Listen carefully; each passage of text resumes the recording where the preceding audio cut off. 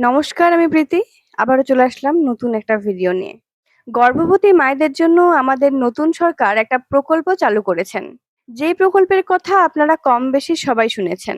প্রধানমন্ত্রী মাতৃ বন্দনা যোজনা বা PMMVY। এই প্রকল্প নিয়ে আজকে আমি বিস্তারিত আলোচনা করব। তাই ভিডিওটা শেষ পর্যন্ত দেখার অনুরোধ রইল। সবার আগে আমাদের জানতে হবে সরকার এই প্রকল্পের সুবিধা কেন দিচ্ছে। এই প্রকল্পের সুবিধা দেওয়া হচ্ছে মা এবং সন্তানের স্বাস্থ্যের কথা মাথায় রেখে। অনেক ক্ষেত্রে দেখা যায় মায়ের পুষ্টিহীনের কারণে সন্তানও পুষ্টিহীন হচ্ছে।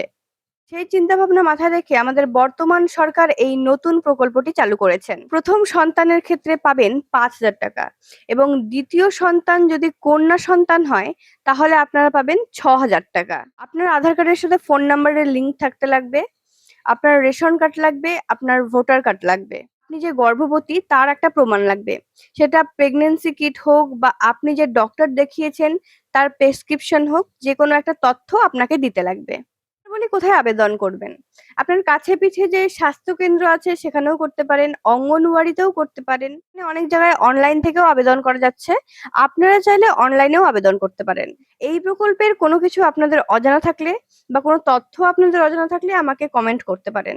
ধন্যবাদ।